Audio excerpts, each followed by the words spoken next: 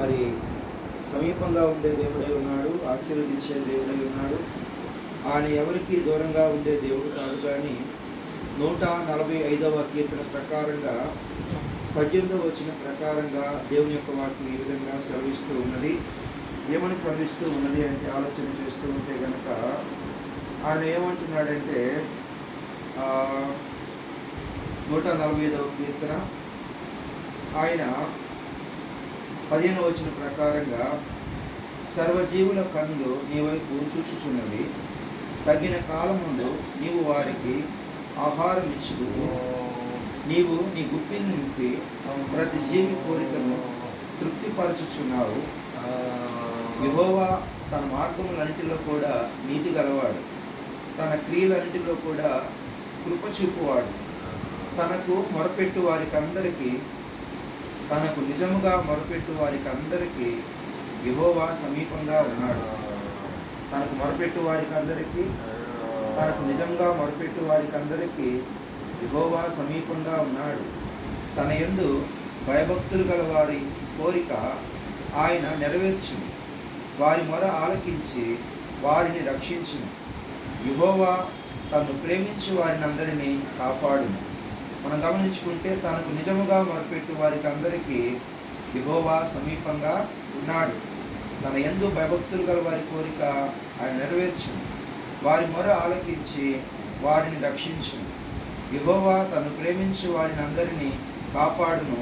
ఈ వాక్యము దేవుడు దీవించును గాక. ఈ ఉదయకాలమందు మనం గమనించుకున్నట్లయితే దేవుడైన యెహోవా పోషించువాడై ఉన్నాడు. ఆయన అందరి అవసరాలు తీర్చువాడై ఉన్నాడని వాక్యం సెలవిస్తున్నది.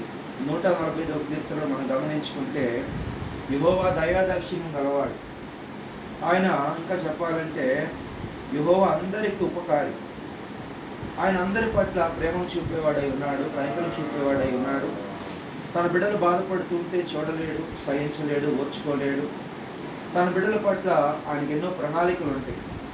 కాబట్టి ఉదయకాలం ముందు మన దేశరత్న గారి విషయం గమనించుకున్నట్లయితే మరి వారు ఆంటీ చెప్పిన సాక్ష్యాన్ని బట్టి, నేను విన్న సాన్ని బట్టి వారు ఎన్నో సంవత్సరములు తన యవన కాలాన్ని ప్రభు కొరకు అర్పణ చేశారు. తాతగారు నాకు చాలా విషయాలు చెప్పారు. యవన కాలంలోనే డిగ్రీ చేసిన తర్వాత ఇక్కడ ఉద్యోగ ప్రయత్నాలు చేయకుండా హెబ్రోనుకి వెళ్ళిపోయారంట. దేవుని సేవ చేయాలి, పరిచర్యలో ఉండాలని. అందరూ కూడా ఇంత చదువుకొని సహవాసం ఏంటి, పరిచర్య ఏంటి అని అన్నట్టు చెప్పారు తాతగారు. ఎందుకంటే మంచి మంచి ఉద్యోగాలు వచ్చింది తాతగారికి. మేము గమనించుకుంటే జీజేహెచ్ అనుకుంటా, లేదా మెడికల్ కాలేజీలు అనుకుంటా ఉన్నతమైన ఉద్యోగం ఆఫర్ వస్తే దానిని కూడా కాదనుకొని హెబ్రోనుకి వెళ్ళిపోవడానికి సిద్ధపడ్డారు. హెబ్రోనుకి వెళ్ళిపోయి హెబ్రోన్ కదా అంటే గవర్నమెంట్ మెడికల్ కాలేజీలో ఆఫర్ వచ్చినప్పుడు అందరు తిట్టారంట. ఏంటి ఇలా ప్రవర్తిస్తుంది, ఇలా చేస్తున్నారు, ఏంటి ఇంత మంచి చదువు, ఇంత మంచి అవకాశం ఎవరికి రాదు.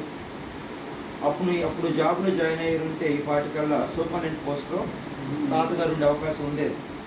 తర్వాత ఇది మాత్రం కాదు కానీ 3-4 పోస్టులు వచ్చినాయి అంట, ఉన్నతమైనటువంటి. అవి కూడా కాదనుకోండి తాతగారు హెబ్రోనుకి వెళ్ళిపోతే అందరూ కూడా అరే వెళ్ళిపోయింది ఒకసారి ఆలోచించు, ఇంకోసారి నిర్ణయం తీసుకో అన్నారంట. కానీ తాతగారు ఎవరి ఆలోచన తీసుకోలేదు. దేవుడు నాతో మాట్లాడుతున్నాడు, నీ సహవాసానికి వెళ్ళిపోవాలని చెప్పి మరి హెబ్రోన్ ఫెలోషిప్కి వెళ్ళిపోయారు తాతగారు. అక్కడ మరి ఇబ్బందులు పడ్డారు. ఎందుకంటే ఇంట్లో ఉండే సదుపాయాలు సౌకర్యాలు ఉండకపోవచ్చు అక్కడ. అయినా కూడా అక్కడే పడుకున్నారు, అక్కడే తిన్నారు, అక్కడే వారికి సహవాసం చేసే ఇబ్బందులు పడ్డారు. అయినా కూడా వారు దేవుని పరిచయం వదిలిపెట్టలేదు. వారు అప్పుడు వేసిన తొలి అడుగులు బలంగా ఉన్నాయి, తీర్మానం బలంగా ఉంది, సమర్పణ బలంగా ఉంది. యవన కాలంలో ఎవరికైనా కూడా ఉద్యోగాలు చేసుకోవాలని, మరి బిడ్డల మరి పోషించుకోవాలని రకరకాల ఆలోచన ఉంటుంది. ఇంకా చెప్పాలంటే పెళ్లి మీద ఉంటుంది. తర్వాత మనం గమనించుకుంటాం, పెళ్ళి అయిన తర్వాత పిల్లల మీద ఉంటుంది. కానీ అవన్నీ కూడా గమనించుకుంటే తాతగారి మనసు అంతా కూడా దేవుని మీదే ఉంది. తాతగారి మనసు దేవుని మీదే ఉంది కాబట్టి ఉద్యోగం చేయకపోయినా కూడా దానికంటే మంచి దేవుని సేవ చేశారు. ప్రపంచంలో మరి అన్ని ఉద్యోగాల కంటే శ్రేష్టమైన ఉద్యోగం ఏంటంటే దేవుని సేవ. పాస్టర్ గారు చేసే సేవ చాలా గొప్పది. బిల్లీ గ్రామ్ గారు అంటారు, ప్రపంచంలో గొప్ప ఉద్యోగం ఏదైనా ఉందంటే అది దేవుని సేవ అని చెప్తారు. బిల్లీ గ్రామ్ గారు అమెరికాలో చనిపోయారు ప్రెసిడెంట్ వారు. కాబట్టి తాతగారు దేవుని మీద ఆశ పెట్టుకున్నారు, తీర్మానం చేసుకున్నారు, దేవుని మీద ఆధారపడ్డారు. అయితే తను నమ్ముకున్న దేవుడు తాతగారి కుటుంబాన్ని వదిలిపెట్టారు. తాతగారు ఏది వద్దనుకున్నారో, ధనం వద్దనుకున్నారు, ఉద్యోగం వద్దనుకున్నారు, లోపం వద్దనుకున్నారు, దేవుడు కావాలనుకున్నారు. అట్లాగే దేవుడు కూడా నన్నే కోరుకున్నావు కాబట్టి నీకు నేను వివాహ విషయంలో, పిల్లల విషయంలో వారి యొక్క సఫిషియెంట్ లైఫ్ని బట్టి దేవుడు ఎంతగానో ఆశీర్వదించాడు. ఎలాంటి చదువు వారి విధినిచ్చాడు దేవుడు, ఉద్యోగాలు ఇచ్చాడు దేవుడు, బిడ్డలు చూసే విధంగా దేవుడు కార్యం జరిగించాడు. అందుకే 128 కీర్తన ప్రకారం ఏమంటాడంటే, నీ పిల్లలు నువ్వు చూచిదామని వాటిని సెలవిస్తుంది. తాతగారి బిడ్డల్ని ఇంకా చెప్పాలంటే తను కనులారా బిడ్డల యొక్క ఉన్నతమైన భవిష్యత్తును చూడగలిగారు. తర్వాత వారి మనవరాళ్ళు ఉన్నత విద్యను అభ్యసించడానికి మరి విదేశాలకు వెళ్ళిపోయారు. తాతగారు ఇప్పుడు కూడా వారితో మాట్లాడుతూ ఉంటారు. అంటే తరతరాలు దాటిన తర్వాత కూడా 2-3 తరాలు చూడగలిగే భాగ్యాన్ని తాతగారికి ఇచ్చారు. అంటే ఇదంతా దేనికంటే దావీదు అంటాడు, నాకు ఎక్కువ ఆయుష్కాలం కావాలి ప్రభా. ఎందుకయ్యా అంటే నేను నిన్ను తెలుసుకున్నాను, నేను నీ అడుగుజాడులను నడుచుకున్నాను, నేను ఏది నీ ద్వారా పొందుకున్నాను, నువ్వెంత గొప్ప దేవుడు నేను కలిగి తెలుసుకున్నాను, అవన్నీ నా బిడ్డలు చెప్పాను. అక్కడ ఆగిపోకూడదు. నా బిడ్డలకు కూడా నేను వాటిని చెప్పాలి, నా మనవరాలు కూడా చెప్పాలి అనేటువంటి పిల్లల తరాన్ని చెప్పాలని దావీదు కోరుకున్నారు.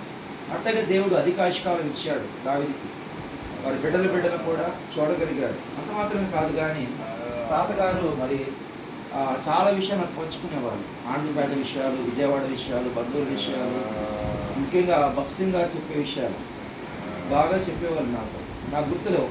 మా రమేష్ ఏమంటాడు ఎప్పుడు కూడా, తాతగారు చెప్పినప్పుడు వింటావు, నీకేమో జ్ఞాపకశక్తి తక్కువ, నువ్వు వెంటనే తాతగారు చెప్పిన పెన్ను ఒకటి పుస్తకం పక్కన పెట్టుకో, తాతగారు చెప్పిన పేర్లు, పేట, అప్పుడు కలెక్టర్ గారు ఎవరో అవన్నీ రాసుకుంటావు అంటే నువ్వు మర్చిపోతావు. కానీ బుక్ అంతే ఉండదు కదా.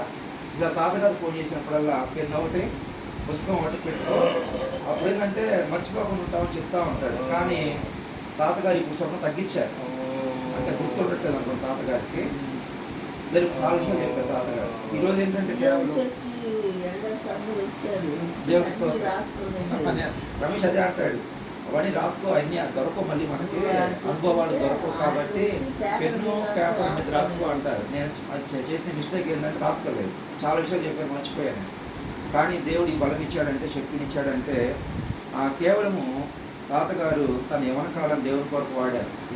ఇంకా యేసు ప్రభు వారు యవన కాలం తన ప్రాణాన్ని కోల్పోయాడో, తన బిడ్డల కొరకు రక్షణ ఇచ్చాడో తాతగారు గమనించుకుంటే తన యవన బలాన్ని, యవన రక్తాన్ని, యవన శ్రమ, యవన జ్ఞానాన్ని దేవుడు పంపించాడు. కాబట్టి మరి ముసలితన ముందు వారు చిగురు పెడతారు అన్నట్టుగా తాతగారు ఈరోజు కూడా చక్కటి కంఠస్వరం తాతగారు. చక్కటి మన బర్త్డేకి వచ్చి కొన్ని సంవత్సరం బర్త్డేకి వచ్చినప్పుడు అందరూ చెప్పాను, చక్కగా తాతగారికి మంచి పలువరస, మంచి మాట తీరు, మంచి జ్ఞాపక శక్తి కూడా 2 years క్రితం చెప్పాను మాట్లాడినా కూడా. ఇవన్నీ కలిగి ఉండాలంటే కేవలం దేవుని శక్తి, దేవుని బలం అనుకుంటాం. ఈ లోకపరమైనటువంటి బూస్టులు, బోర్నవిటాలు, జ్యూసులు, ఫ్రూట్స్ తినడం ద్వారా ఎక్కువ అధికమైన శక్తిని పొందుకుంటాం అనుకుంటాం. కానీ అవి లేనటువంటి పేదవాళ్ళు కూడా ఉంటారు, కానీ వాళ్ళు ముసలి చిగురు పెడతారు. కేవలం అంటే వారికి వచ్చిన బలం అది. అంటే అర్థం ఏంటంటే అది ఉన్నవారైనా లేనివారైనా కూడా దేవుని దగ్గరకు వస్తే ఏమవుతుందంటే దేవుడు బలం ఇస్తాడు. ఎందుకంటే యెహోవా నా బలం అని బైబిల్లో ఉంది. బలం వచ్చేది ఫ్రూట్స్ ద్వారా చూసారు కాదనట్ల, కానీ దేవుని వాక్యం బలం, దేవుని సన్నిధే బలం, దేవుని మందిరమే బలం. యెహోవా నా బలమా అనే పాట అంటే బలం దేవుని ద్వారా వచ్చింది మనకి. ఆయన పాటలు పాడుట ద్వారా, వాక్యం చదువుట ద్వారా, మందిరానికి వెళ్ళుట ద్వారా తాతగారికి మంచి బలం ఇచ్చాడు దేవుడు. ఇంకా అంటున్నారు, తాతగారు మీ యొక్క ఆశ ఏంటని అడిగితే ఏమంటారంటే, ఏం లేదు ఇప్పుడు పుస్తకం రాయాలనుకుంటున్నాను అన్నారు. తాతగారు మీకు అన్నా అన్నారు, ఏమో పుస్తకం రాయలేకపోతున్నాము, మీకేం గుర్తుంది తాతగారు అంటే, గుర్తుంది నేను రాస్తాను, కాదు రాసేవాళ్ళు పక్కన కూర్చోవాలి అంటున్నాడు. తాతగారు మీకు ఓపిక ఉండొచ్చు, రాసేవాళ్ళు ఓపిక ఉండాలి ముందు ఇక్కడ అనుకున్నాను నేను. కానీ అద్భుతంగా దేవుడు మంచి ఆశనిచ్చాడు. దేవుడు ఖచ్చితంగా దేవుడు ఇంకా బలపరుస్తాడు, శక్తినిస్తాడు. ఆంటీ గారు కూడా చాలా విషయాలు షేర్ చేసుకున్నారు.